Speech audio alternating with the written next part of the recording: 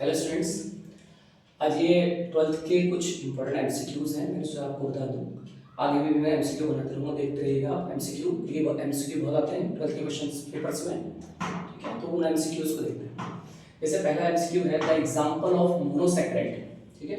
ये कह रहा है कि आपका मोनोसैकेराइड का उदाहरण दीजिए, हिंदी और इंग्लिश दोनों के लिए, ठीक है। मोनोसैकेराइड का एग्जाम्पल बताइए कौन सा है। तो पहला है जैसे ग्लूकोज, फिर दिया है लैक्टोज, फिर दिया है माल्टोज, फिर दिया है स्टार्च। तो यहाँ पर जो आपका ग्लूकोज है वो एक मोनोसैकेराइड है, ठीक है। लैक्टोज एक डाइसैकेराइड है। लैक्टोज और माल्टोज ये दोनों डाइसैकेराइड है, इसलिए दोनों कैंसिल हो जाएंगे। एंड स्टार्च एक पॉलीसैकेराइड है, इसलिए ये भी कैंसिल हो जाएगा। तो यहाँ पर आपका आंसर है ए ग्लूकोज। तो ग्लूकोज एक मोनोसैकेराइड है, ठीक है।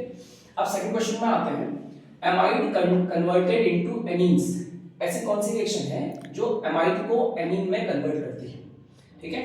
अब यहाँ देखते हैं पहली रिएक्शन है हॉफमैन रिएक्शन। अब इसको हॉफमैन ब्रोमाइड डिग्रेडेशन भी बोलते हैं। तो वहां नाम से पता चल रहा है कि एमाइड को एमीन्स में कन्वर्ट करता है।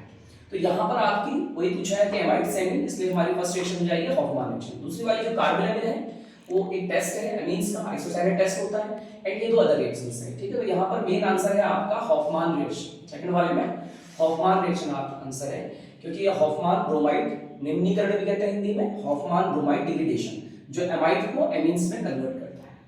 थर्ड एमसीक्यू है आपका, glucose is converted into ethyl alcohol. तो ग्लूकोज को इथाइल अल्कोहल में कौन कन्वर्ट करता है। अब कभी-कभी कंफ्यूजन होता है कि हम इन्वर्टेज कर देते हैं, इथाइल अल्कोहल एथनॉल भी कहते हैं, फर्मेंटेशन वाली मेथड जो है। तो यहाँ पे इन्वर्टेज करते हैं, इन्वर्टेज नहीं, क्योंकि हम इन्वर्टेज करता है शुगर को ग्लूकोज में कन्वर्ट, और हमें पूछ रहा है कि ग्लूकोज को इथाइल अल्कोहल में। तो यहाँ पर हमारा एग्जाम हो जाएगा जाइमेज कन्वर्ट करता है आपका ग्लूकोज को इथाइल अल्कोहल में, प्रोसेस होता है फर्मेंटेशन, ठीक है। इन्वर्टेज आपका सुक्रोज को करता है, मल्चर अलग चीज है, माल्टोज एक सैकेराइड है, डाइसैकेराइड है, अभी ऊपर पढ़ा था, ठीक है। उसके बाद है which type of isomerism is present in. Example दिया है, इसमें बता रहा है आपको किस टाइप का आइसोमेरिज प्रेजेंट है, कौन सी समवायता उपस्थित है आइसोमेरिज। तो यहाँ पर दिया है CrH2 का होल 6 Cl3, ठीक है। एंड इसका दूसरा जो एग्जांपल दिया है CrH2 का होल 5 Cl ब्रैकेट Cl2.H2, ठीक है। तो अब आपका जो स्ट्रक्चर आइसोमेरिज था वो 4 टाइप का स्ट्रक्चर आइसोमेरिज होता है। उसमें आपका ज्योमेट्रिकल, ठीक है, linkage isomerism, geometrical linkage isomerism, coordination isomerism, hydrate isomerism and ionisation isomerism. तो यहाँ पर जो ये वाटर मॉलिक्यूल प्रेजेंट है, तो वाटर मॉलिक्यूल वाले में आपका हाइड्रेट आइसोमेरिज होता है। तो यहाँ पर हम देखते हैं, तो उसका हाइड्रेट आइसोमेरिज का था कि वाटर मॉलिक्यूल के अरेंजमेंट में डिफरेंस की वजह से जो आइसोमेरिज क्रिएट होता है, that is called hydrate isomerism. तो यहाँ पर हम देख रहे हैं वाटर मॉलिक्यूल का अरेंजमेंट डिफरेंट है। यहाँ पर डॉट H2 करके आया हाइड्रेट के फॉर्म में। अगर इसका नेम भी देखें हम, पेंटा एक्वा क्लोराइडो, ठीक है। एंड उसके बाद क्रोमियम 3 क्लोराइड मोनोहाइड्रेट, तो इसके नाम में ही हाइड्रेट आ रहा है, तो दैट इज हाइड्रेट आइसोमेरिज। तो यहाँ पर ऑप्शन दिया optical, geometrical, coordination and hydrate isomerism. तो इसमें आंसर हो जाएगा आपका हाइड्रेट आइसोमेरिज। तो इस वाले एमसीक्यू का आंसर है हाइड्रेट आइसोमेरिज। अब आते हैं नेक्स्ट वाले में, alpha helix is structural feature of. आपसे पूछा है कि अल्फा हेलिक्स जो संरचना होती है वो किसका स्ट्रक्चरल फीचर है, ठीक है। तो आपको पता है कि अल्फा हेलिक्स जो होता है वो प्रोटीन्स में पाया जाता है। अब यहाँ पर जो एग्जांपल दिए हैं, सुक्रोज एक आपका कार्बोहाइड्रेट है, ठीक है, इसमें हो नहीं सकता, ये कैंसिल हो गया। उसके बाद है न्यूक्लियोटाइड डीएनए आरएनए में पाया जाता है, ठीक है, वो भी एक पॉलीन्यूक्लियोटाइड बनता है, वहां पर भी पॉसिबल नहीं है। तीसरा दिया स्टार्च एक पॉलीसैकेराइड है, ठीक है, वो भी नहीं है। पॉलीपेप्टाइड्स कितने होते हैं प्रोटीन्स में, तो यहाँ पर आंसर आ जाएगा पॉलीपेप्टाइड्स, क्योंकि अल्फा हेलिक्स स्ट्रक्चर प्रोटीन की फीचर है।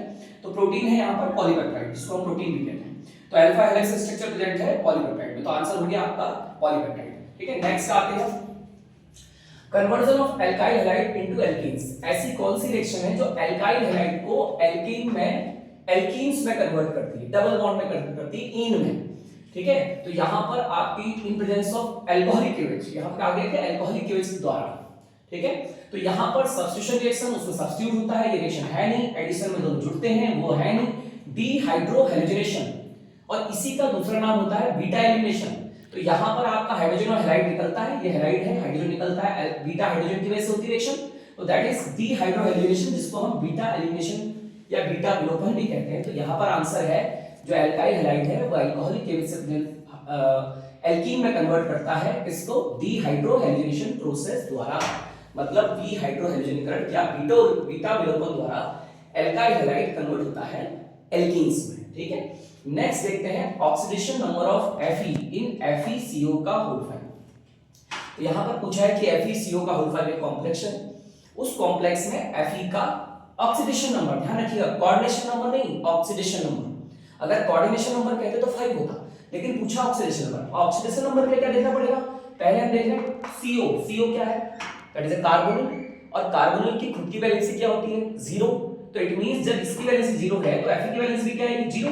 तो यहां पर आपका Fe का ऑक्सीडेशन नंबर आएगा 0। ठीक है, ध्यान रखिएगा यहां पर ऑक्सीडेशन नंबर पूछा है, ना कि कोऑर्डिनेशन नंबर। अगर कोऑर्डिनेशन नंबर कहता तो कोऑर्डिनेशन नंबर का मतलब होता है किसी सेंट्रल एटम से डायरेक्टली नंबर ऑफ लिगेंड्स जो अटैच होते हैं, जो 5 यहां पर, तो कोऑर्डिनेशन नंबर 5 होता, लेकिन वैलेंसी पूछी, ऑक्सीडेशन नंबर पूछा है तो ऑक्सीडेशन नंबर होगा 0।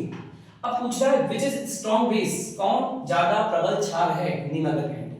ऑप्शन दिए हुए हैं, पहला है एनिलीन दिया हुआ है जिसमें डायरेक्टली नाइट्रोजन से रिंग अटैच है, विट्राइल ग्रुप लगा हुआ है। दूसरे में भी डायरेक्टली नाइट्रोजन से बंधेंगे बट उसमें डोनेटिंग ग्रुप लगा हुआ है, और डोनेटिंग ग्रुप जो प्लस इफेक्ट होता है वो बेसिक नेचर को कम करता है। ठीक है, तो प्लस इफेक्ट बेसिक नेचर को कम करता है, तो ये भी नहीं है, ये लेस हो गया इससे। अब देखते हैं नाइट्रोबेंजीन, नाइट्रो विड्रॉइंग ग्रुप है जो बेसिक नेचर को बढ़ाता, नहीं सॉरी, प्लस इफेक्ट आपका बेसिक नेचर को इंक्रीज करता है, सॉरी। ठीक है, यहां पर प्लस इफेक्ट है तो ये डोनेट करेगा, तो ये बेसिक नेचर क्या करेगा, इंक्रीज करेगा। तो इससे ज्यादा आपका बेसिक कैरेक्टर इसका है क्योंकि ये प्लस साइन है। अब यहां पर ये माइनस साइन ग्रुप जुड़ा है, माइनस साइन नाइट्रो लगा हुआ माइनस साइन, और माइनस साइन क्या करता है आपका बेसिक कैरेक्टर को डिक्रीज करता है क्योंकि खींच रहा है इलेक्ट्रॉन को, तो उसकी वजह से बेसिक कैरेक्टर क्या होता है, डिक्रीज होता है। बट इसमें देखते हैं यहां पर आपका नाइट्रोजन डायरेक्टली बेंजीन से अटैच नहीं है, मींस यहां पर रेजोनेंस में इन्वॉल्व लोन पेयर नहीं हो रहा है, जिससे उसकी इलेक्ट्रॉन डोनेटिंग टेंडेंसी इनके कंपैरिजन में सबसे ज्यादा होगी।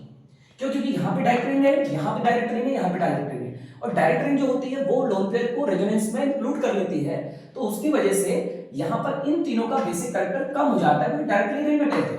लेकिन इसमें बीच में CH2 ग्रुप है, डायरेक्टली रिंग अटैच नहीं है, तो उसकी वजह से यहां पर रेजोनेंस नहीं हो पाएगा, तो लोन पेयर आपका रिंग में नहीं जाएगा और उस लोन पेयर की अवेलेबिलिटी या देने की क्षमता बढ़ जाएगी। इसलिए सबसे ज्यादा बेसिक कौन होगा, ये वाला, क्योंकि ये लोन पेयर दे सकता है। ठीक है, तो इसका बेसिक कैरेक्टर सबसे ज्यादा। अब आ रहा है slope of plot of ln A and time for first order reaction.